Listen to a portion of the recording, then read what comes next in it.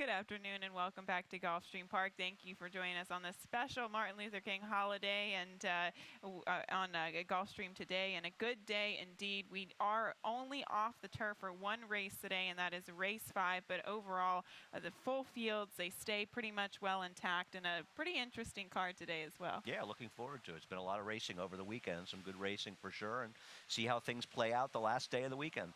We had a great weekend indeed with the Eclipse Awards, obviously, and Sunshine Millions Day. Good day yesterday. So hopefully we can cap off a great weekend with this Monday card. And we'll take a look at some of our featured carryovers and our wagers this afternoon. And we started all off with race 1, the $1 rolling super high 5. We do have a little carryover there, just over $2,000. This race does also start the early pick 5. And as we get into the 6th race on this 11 race program, it does kick off the 20-cent Rainbow Pick 6. We have a carryover of over $53,000, and race 7 kicks off the 50-cent late pick 5 as well.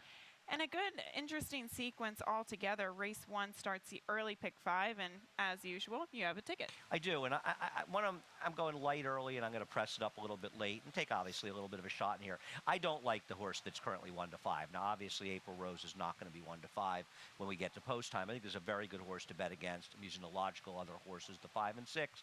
We'll go light, and then we'll go deeper a little bit later, see how it works out in the sequence. But I think there's some interesting stuff in these races, and I love a card that starts off with a race where, at least in my opinion, you've got a very vulnerable favorite, 1-5 or not. I don't think this horse is going to venture up to 2-1. Honestly, there are a couple races that I think there are going to be some vulnerable favorites, and this is one of them, the 3 April Rose. She very well could win, but I didn't even use her in the top 3 here. I went a different direction, and I'm interested to see the direction you went into as well. I landed on the 5 Saving Time here, primarily because I think the 5 Saving Time and the 6 Chat Hills, they just have more form to work off of, and they have been running against some serious contenders. No, I completely agree. I mean, you and I are on exactly the same page. We picked the same 2 horses in different order, but these are the 2 horses you want to use in a situation for me where I might be inclined to take the one that's a better price. I guess my feeling with Chat Hills is I just thought the recent form might be a little bit better, and you've got some excuses. Last time out, that was a pretty tough field and was chasing a pretty hot pace, and I'm hoping that it's just not the horses with speed in here aren't as good as the ones that in the race she was in last time. I agree with you, and Chat Hills, as you were saying, was chasing some pretty strong fractions early last time out, and they very well could get aggressive. We do see George Navarro, a trainer that definitely trains for speed. They could get aggressive now with the added distance of the 7 furlongs and kind of an outside post, at least to get into a good position. Now, the 5 Saving Time has kind of that stalker type of speed, probably in the 2nd or 3rd wave of horses.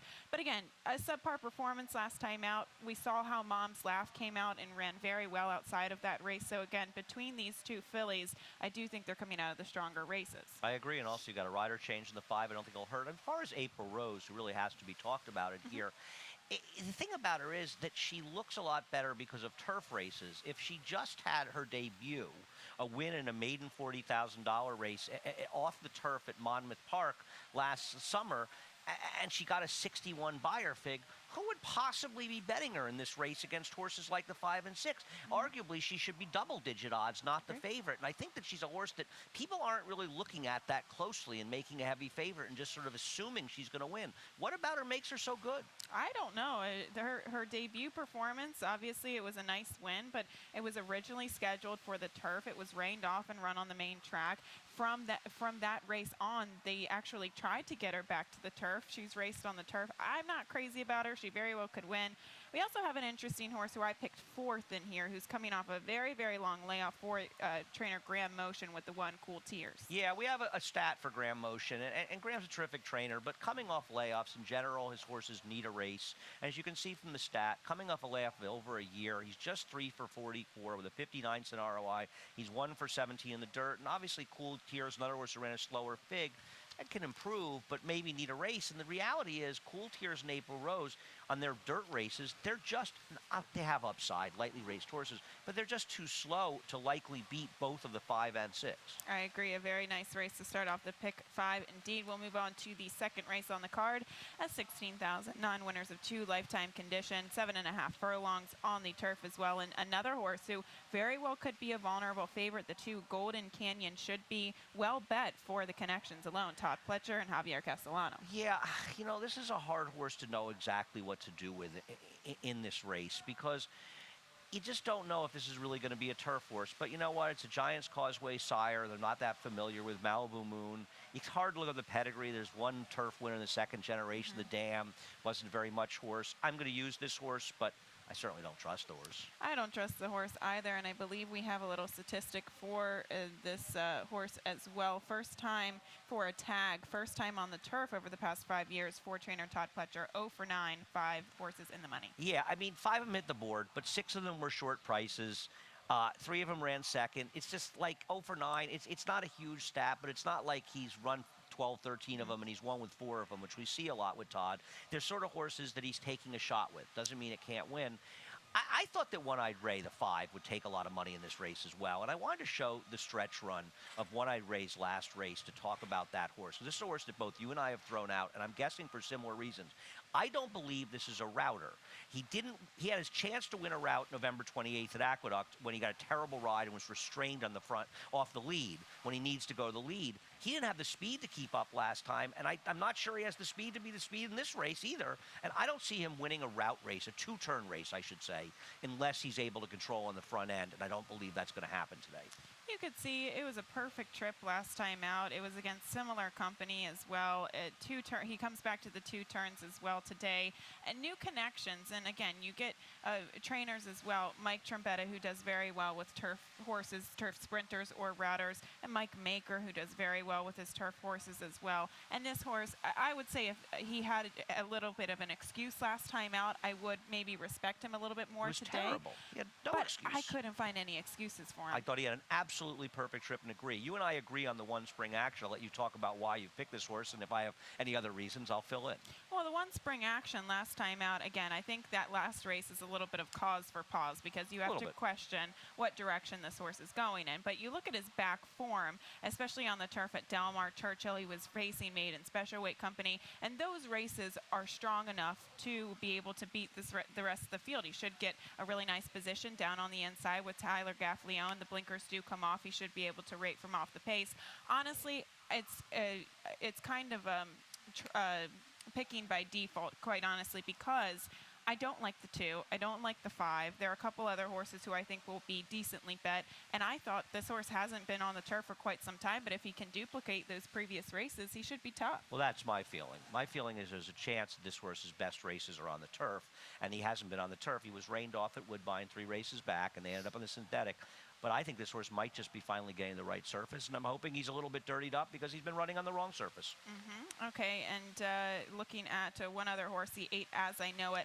I threw this horse in the mix as well for Marcus Vitale. I thought this horse ran decently against similar company at 63 to 1 last time out. Now, it was a little bit short, I thought, just kind of giving way in the final couple of yards there, now cutting back to 7.5 furlongs. A horse who I think figures.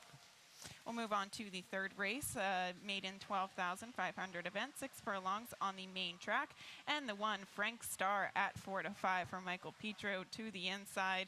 Maybe I'm crazy, but I'm trying to beat this horse. Well, I mean, you're using the other horse that can reasonably win this race. I mean, I've used both of them in my pick 5 play because I can't trust Frank Star, but this is a horse that I'm not going to bet against, so I'm not going to pick against him. If I'm going to pick against horses like Frank Star, it means I'm going to bet against them. And if I'm not going to bet against them, I'm not stabbing and throwing somebody there. Obviously, Mo Wees is the other horse.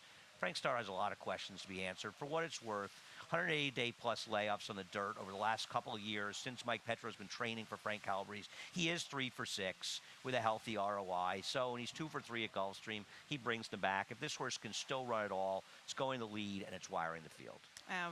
Going to be very tough to beat indeed. The 3 Moise, though, I thought had some excuses last time out. He was bumped very hard at the 3/16 pole, but even his race at Gulfstream Park West, he showed a little bit of speed. I don't necessarily think this horse even wants the lead, so maybe if he can have enough speed today to get that tracking position, she should be pretty tough. Yeah, I have no argument. She looks like the other horse in here. I don't think there's a lot to say about this race. All right, with that said, we'll move on to the 4th race, a maiden 12,500 event. Have a scratch in here, going the 1-turn mile on the main track. And how did you see this race? This is another race where, to me, the 1 Burning Wild in start 33 was the best alternative to the 5 because of the way it's played out. The 1 is scratched, so I just think the 5 is probably going to win. Do I want to bet Crowd Idol, who's 0 for 19? No. But this is something we've talked about on a couple of occasions this week. Source is just 0 for 4 on the dirt, so it's not as though he's as bad as he looks on paper, and it feels to me like he's probably going to beat this field. I agree, and that's the strategy that I took last time out. Was his first time actually dropping down to this bottom level, and yes, he was beaten multiple lengths, but again, it's hard to make a case for some of these 0 for 14, 0 for 17 horses on the main track. At least he's only had 4 main track performances to his name. The 8BF Forever is one that I'll use as well, just because he's getting at a distance. In the past, he showed some speed. He really didn't. He kind of faltered late, but Stanley Gold, again, he can definitely, it's hard to make a case for really any other horse. I'm going to use the 9 Leonidas de Roma, a horse who did lose the rider, basically, or lost the irons and clipped heels last time out, and actually had run far and away the best race that he'd ever run in his prior start. So maybe, just maybe, he's a horse. I shouldn't say the best, because he does have one fast figure from his previous career about a year and a half or 2 years ago. Maybe he's rounding back into form, and I'll use him again, and he is maybe the controlling speed from the outside. I also took this horse is definitely more well-bred for turf by Shakespeare out of Unbridled Time Mare, the 4 Power on Earth. But actually, the barn has decent statistics in terms of turf to dirt, 22% out of 18 horses, 44% in the money, and a positive ROI as well. So one that figures if he can run it all on the main track. We'll move on to the 5th race, originally carded for the turf at 5 furlongs. Will run on the main track at 5 furlongs for this maiden $35,000 event. A lot of scratches, and you're left going back to the drawing board on this one. Yeah, it was a race. I was interested in the 5 Artemisa if this race had been on the turf. I like the 1, actually, Recent Transactions. I was kind of not hoping this race would come off, but I felt like I had a decent horse that I could play in here, because you've got the Todd Pletcher horses in here, the 7 and 8, who are on my tickets, and I'm going to use. You don't like them at all. I mean, you've got the 8 third. These feel like reasonably good horses to bet against. It doesn't seem like there's a huge chance that the 7 is particularly a dirt horse, and how good she is sprinting on any surface. And even the 8er they tried off the turf didn't do any running in a very weak field. It's Todd, so I'm using them. But I feel like you're supposed to play against him. You agree. You and I have gone in different directions. You've gone outside. I've gone inside. You have my horse second. This filly kind of scares me, the 14 Agave Sunrise, just because she has that go and whoa type of effect. She shows speed, and then she just can't seem to follow through going 3/4, especially last time out. She stopped, and she was beaten multiple lengths. However, now today, it is her second start off the layoff. At least she has shown speed on the main track. She cuts back to 5 furlongs, and sometimes speed is very dangerous in this type of race. You should have that outside pressing position, and I'm just taking a shot with the 14 filly now drawing post 9 with some of the scratches. There are interesting other ways to go. I love Recent Transactions, actually, so if I were playing those multi-race gimmicks, this would not be one that I would leave out. Kind of slower works coming into this race, and you obviously have to question the maiden special weight to the maiden 35 off the layoff. Yeah, well, obviously this horse just isn't that good, and they're going to try something different. But the reality is, you look at the races that she ran, they're okay. She gets Lasix for this start coming off the layoff, and I'll tell you what, the 1 race, I mean, you don't get figs for 4.5 furlong races down here, but the first race, wet track or not, why is it not a better effort than both of Todd's horses here? And you start looking through, I don't want to use the 3. The 6 seems a little bit of a stretch. We've been through the 8. I mean, the 10 is who the 10 is. I think that the 12 is dangerous, Bop She Bop. I know it's the horse they've entered the turf both times, but still, we're not talking about killers in here. It is a good bar with Aplisa, so why can't this horse run better? I see your thinking with your horse, just been a little slow for me. But the 1 feels like a horse that if it can run, it's going to win off the layoff. Even the 11, Octocado, I didn't use this horse, obviously, but she's dropping from maiden special weight, didn't pick her feet up in debut, but she gets Lasix blinkers on, and on the bottom side, the mare actually made close to $150,000 going around of ground on the dirt. So, again, you could make cases for really anybody, and I think maybe going to horses like the 8 Golden Decision and the other Todd Pletcher horse might just be maybe use them, but try to find alternative options. I agree. I mean, Todd, listen, it's Todd, and you don't know if they're just going to win sort of in here, but it doesn't appear to be either one of these horses have much ability. I agree, and that's races 1 through 5. The pick 6 does start on today's card in the 6th race on today's card, and we do have a carryover of just over $53,000. We'll take a look at the sequence right after this commercial break.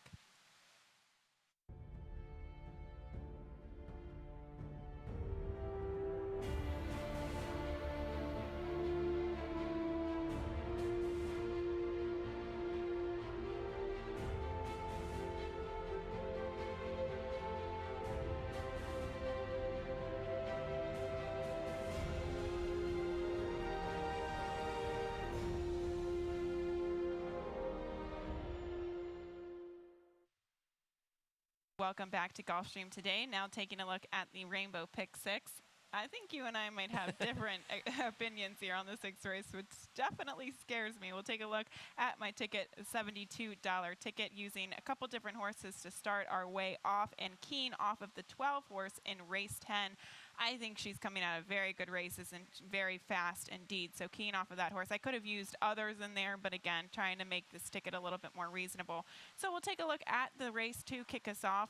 And this is an interesting race because several horses come out of the same race. I believe we're going to take a look at the most recent replay of Flashjack and Dancing My Way. Yeah, I mean, Dancing My Way, I think this is when Flashjack won. Dancing My Way was second here. Now, Dancing My Way has not run since this race, which I kind of like.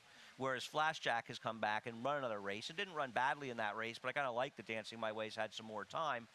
I think that's why I want Dancing My Way, these horses. But honestly, I didn't love either one of these horses. I didn't love either one of them. There are a lot of horses who are coming out of similar races, similar performances as well. So you can see any of these fell apart. The race fell apart. Flashjack was closing, got the victory there. We see Is True to the inside, and again did face Samus, who did come back, I think. But a lower buyer speed figure. Those horses were running kind of in the low 60s to mid 50s. Samus came back and won, I think, at a low 40. So overall, I thought some of those buyer speed figures were a little bit higher for that particular race. Unless the track has really changed and it's become a big inside speed track, I would wear the dunce cap for the rest of my life if Is True won this race. This horse rode a very strong bias last time against an extremely suspect field. If Is True wins this race, I should pay a penalty on every bet I lose in this race. You like the 7 Absolute Beauty, and speaking of dunce caps, I actually once shaved my beard off because Absolute Beauty broke when she broke her maiden. Really? She was a heavy favorite for Ree Rodriguez for no reason whatsoever, and I offered to shave my beard off if she won the race, and of course she did, and she followed up with a succession of just horrendous performances. I was on the fence with her. I think I had her 4th. I think she's definitely valuable at 12 to 1. She's going to be overlooked because of her. She will be overlooked because she's put in some clunkers in her past couple of races. Last time out on the turf, even 2 starts back, being 24 lengths, stretching out to the mile at Aqueduct. But she's capable of running decent races, sprinting on the main track. I don't have a strong case for her. She's coming in off the layoff with a nice bullet workout at Gulfstream Park West. So I land on her because I'm not crazy about really any of the other horses who are coming out of the same races. Well, in fairness, I land on my horse for the same reason, and to keep it relatively brief, Steve Glaceris does a terrific job. So immediately I like this trainer change with Steve Glaceris. We're going to show you a trainer stat. Trainer switches going turf to dirt. Over the last 5 years, Steve is 4 for 10, with 7 of them hitting the board, an ROI of almost $3. He's 3 for 8 when they're horse races that are not off the turf, so it's not like he was winning a bunch of off-the-turf races. It's a move he's making intentionally. I know this horse ran very badly last time out, but this horse does have go-back figs that are good enough to win this race, now going out for a very good trainer, and I'm taking a shot with this horse because, like you, I don't like anybody else that we've seen in this race. That's a dangerous one indeed, who I did not use in the pick 6, so hopefully I don't get kicked out. Switch your ticket, throw the 1 out, put the 6 in. Okay, we'll move on to the 7th race on the card. This does kick off the 50-cent pick 5. We're going out to the turf course at 7.5 furlongs for this nice maiden special weight, and this does kick off the pick 5. Talk us through your ticket. Well, I'll show you my ticket, and we talked about this. I'm going to use the horse that we'll start out by talking about. You have to talk about Complicated and both the Chad Brown's firsters. I'm going to try to get through it with 2 horses in the next 3 legs. 4 horses in the last leg. We'll talk about those races. We go through them, see if it works out. We're going to go back and show Complicated's last race, and Complicated is a fairly easy horse to pick out in here as we'll circle it because it's a Phipps horse with those black silks and the cherry hat. Complicated lost to a Juddmonte horse, Perfect Flute. What's amazing about this horse is she ran very well in her debut at Saratoga and lost some bum named Lady Eli. I don't know what Lady Eli's done since then. It's pretty amazing, all kidding aside, that Lady Eli, who arguably the best turf horse in the country over the last year, this horse hasn't broken her maiden. She's got a lot of issues. You've got to use her. What was her excuse in here, though? She had a perfect trip. I didn't really see an excuse for that performance. Obviously, she was down on the inside. She angled out. She tried to close. She just couldn't quite catch the winner. She is coming out of... that debut performance was so good, and we do see, obviously, what Lady Eli went on to accomplish. that you have to think they're protecting this filly. She's coming back off a layoff. They think highly of her. And again, you and I were speaking about this, though. Kind of these turf horses coming back off of these considerable layoffs for Shug McGaughey, not extremely high statistics either. No, I don't think I put it up. Maybe I did, actually. I did put it up. Shug's 0 for 11 off of layoffs of over 250 days on the turf with maidens. He's got 4 of them hit the board. 3 to 4 of them were pretty short prices in there. And his general overall layoff numbers on turf aren't good. She's a good horse, but she doesn't have 1 layoff. She's got 2. So I want to go in a different direction while using her. The 2, I'm pretty. Chad Brown's Firster is a full to Are You Kidding Me? It won $374,000 on the turf. There's pedigree and it's elementary. And I also think the 13 horse, Quest, is dangerous for Christophe. But you and I talked about this before the show. Christophe's horses have kind of needed a race so far down here, and he's got an outside post, and this is a horse that probably could be good going forward, but probably in all likelihood won't run a best race today. That could be by design, because we haven't seen Christophe run a tremendous amount of horses here lately. But as you said, they haven't been quite ready to fire off the layoff at first asking. And you can see this horse in the past, perhaps even more distance in the future. But that outside post, the layoff, 7.5 furlong, short run into the first turn. I think there are some negatives that you really have to pay attention to. With that said, we'll move on to the 8th race, another very nice maiden special weight, this time on the dirt, 5.5 furlongs. And we have the 1 drop shot in here at 3 to 1, who is very well bred. We'll talk about that horse in a second. But the 5, a Zoot Suit, I thought was very interesting. If Zoot Suit runs back to the last race, I think he's supposed to be favored in this race, and he's going to be tough to beat. Luna de Loco is a very good-looking first-time starter for Steve Asmussen. And this horse was dueling with him while Luna de Loco was coming up the inside. Morse Code was picking up the piece at the end. That's a Tappet that's a half to honor code. We saw Rally Cry for Top Fletcher was like 1 to 5 in that race. Come back here and win. Improved the figure. Wasn't a great performance. The kind of tied performance you expect, but a horse they really like could be good. I know this horse just ran very well, and unless the firsters have a lot of speed, maybe the controlling speed. I think he's going to be the controlling speed as well. As you said, several horses came out of that race to really improve. Even Rally Cry 79 by our speed figure. I believe it was the day after Christmas here at Gulfstream. If you're looking for some other options, well, we should talk about the first-time starter, the 1 drop shot by Lemon Drop Kid out of Featherbed. This horse is very well bred. My only concern is he going to be ready to fire first time out at this distance from the rail? Well, I imagine a $300,000 yearling. Jimmy's horse has been running well down here. He had that win yesterday with the horse out of Teammate.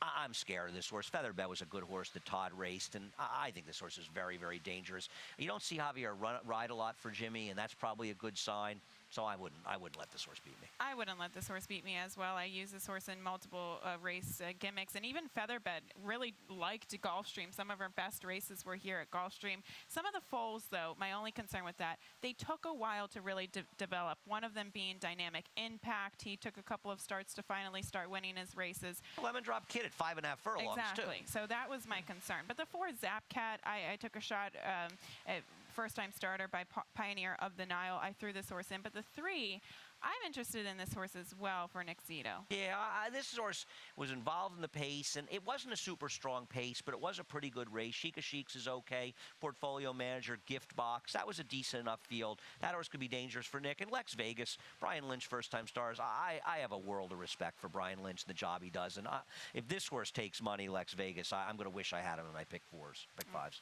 Okay, we'll take a look at the 9th race. Open 6,250 claimer, 1-turn mile on the main track. And this is another one where it's kind of similar to the earlier claiming race where it's kind of murky in here. So I think you should be able to try to beat perhaps the vulnerable favorite in here with the 6 Starship Jody.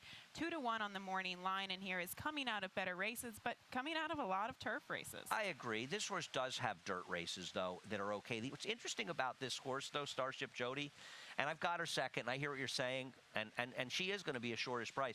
The only time she was entered in a dirt race, actually, where she didn't run an off the turf race, she got a 20 buyer. So it is a good example of horses in dirt races don't perform. And she's a dubious horse, but she's in a pretty weak field. The one Almost an Angel I thought was interesting. Kind of got off to an awkward start last time out. That was on the turf. But you go back to the main track performances, even dirt races. This horse has run recently in scheduled dirt races. Now she stretches out to the mile, and I do think that she's going to be in a nice position close to the lead from the inside. On the lead, hopefully. On the lead, yeah, either on or near the lead from that inside post. I just thought that she has positional speed, and she's a horse that really figures. I could not agree more. Okay. Well, that's great news. The 7. I don't know if it's great Amaluna. news. It just makes it easy for us. It does. Amaluna, I thought, was a little bit pace dependent in a race that doesn't have a tremendous amount of speed in here. So I'm throwing her in, but she might be up against it in terms of pace. You also threw in the 3 Bahia de Oro. Yeah, I don't have a lot to say about the others. I was filling in behind the 1 and 6. They're the 2 I'm going to use and hope I get through the race with them. Okay, the 10th race on the card, an allowance optional claiming event, 5 furlongs on the turf course. And we have the likes of 2 very nice horses, and Miss Matzabal and the 12 Indian Splendor. We'll look at Indian Splendor. I think we're going to go back 3 races and go to Monmouth Park when she last won a race. But, I mean, you're talking about a horse that was involved with Richie's Sweetheart in her last race. She's run against better horses. She's just, if she can still run, and I'm a big Jason Service fan who wins at a high percentage, she's just going to beat these horses. But the concern with her is she's coming off of almost a 5-month layoff at this point, and she's dropping in for a quarter. He's basically saying, please take this horse off my hand. I mean, she was running and claiming races earlier last year, but they were 62 5s. I know, she's a 6-year-old mare, but they are dangling for a quarter, and she is a danger. You've singled her. She's a dangerous single on the drop down. I know, she's very dangerous. I just thought that she was perhaps lone speed, and she's very fast. She draws the outside. She's fast. She's coming out of the very fast races. Alabama Ashley. My friend Pete owns actually the maiden here. She is very fast, and I'm not worried about any. I don't think Indian Splendor has to wire the field. It's not as though she hasn't won races stalking before. She's going to have to sit off of that horse. I'm just thinking she's fast enough to get a good position from that outside post at 5 furlongs. But Richie's Sweetheart, again, she's been racing against some very nice horses, faster horses as well. That's an interesting one, though. Alabama Ashley didn't use in multi-race sequences, but just to her outside the 6 smoke signals for Christophe Clement. Going back and looking at a race at Gulfstream Park West, she was kind of aggressively ridden out of the gate by Paco, trying to get into position, and she just seemed to flatten out a little bit late. I'm almost wondering if she prefers to take back from off the pace and close. I don't know if she does, but I know Christophe does. Christophe gets up in the morning and he takes back off the pace. And I agree with you. All kidding aside, she definitely seems like a better horse. She can take advantage of pace in here, and she's very usable. I don't know how good she is, but she does seem to be improving, and that's something to like about her. So she has some upside, but the 12's sort of been there, and even Miss Matzabal. Look, we saw this race exactly the same way. Miss Matzabal is going to get good position inside with Javier. She's one that doesn't need the lead to win, and she's just okay. I mean, she fits well in here. If anything, I'd be concerned that 5 furlongs could be a little short for her. That was my concern, because we often see that 5 furlongs in such a specialist distance. She's coming out of mile races, 3/4 races, 7 furlong races, much difference when you have fast turf, proven turf sprinters like the 12 Indian Splendor. The value of speed in these races, it can't be underestimated. We'll go to the 11th and final race on the program, a 1.1/16 on the turf course for the $16,000 conditional claimer. And this is an interesting one. Actually, apprehensively, I only used 3 horses in here in the final leg of the sequence. I could have used 4 or even more. You land on the 9 Ramble in here, the clash dropper for Bobby DeBona, who does make a lot of sense. I'm willing to admit that on the 45th race of this 4-day weekend, it was a little tough. I mean, you're going through and handicapping these cards, and they're fun cards, and the races are tough, and I'm really enjoying the challenge down here, because they're horses I'm not familiar with. So you're doing more work, but it's fresh, so I'm having fun. But this has been kind of a long weekend, let's be honest, and it's a 6-day week, which we haven't really had since Saratoga. And you get to the last race, and it's another 16 horse group of horses that are all running 68 buyers. You kind and of my just want to close your eyes and go, yep, and okay, I we're went, going to go with that one. okay, Ramble is a horrible drop-down layoff money burner that has had brutal trips in a couple of her races, but boy, she makes her own bad trips. But you know what? I'll take her here. And so I will admit, and I tried, maybe not as hard as I've tried in some other races, to find horses. I don't like your horse, Who's That Chick, and maybe it's because I resented that she kind of got lucky last time to win.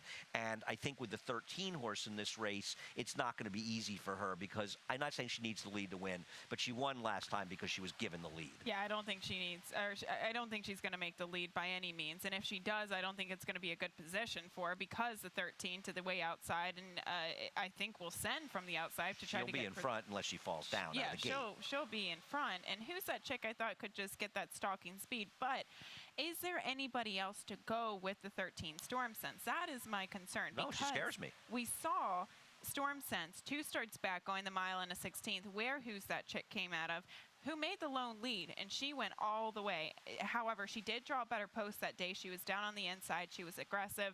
That's my only concern with Storm Sense, that if she does go on the lead, she's very dangerous in here. I'm worried of speed horses in these races, and she's going to be in front. I thought Set on Salsa could be okay at a little bit of a price near. I thought she had a chance, maybe picking up Elvis, and had a chance to maybe if the race fell apart. But I'm not trying to beat the 9. And this is like, this was not an easy race. There are a lot of horses that can win this race. You know who I thought was kind of a flyer, who I used in the Pick 6, was a 10, Juliza. She's coming out of similar races. Earlier this season, she was actually running against starter $50,000 company at Keeneland and Churchill as well. Last time out, a subpar performance. I thought she had excuses, and now she gets a good rider switch to Joel Rosario. She got a terrible ride last time. Yeah. You're being nice. I'm not going to be nice. And she gets a big switch to Joel. I agree. And in a way, and I was thinking of putting this horse in.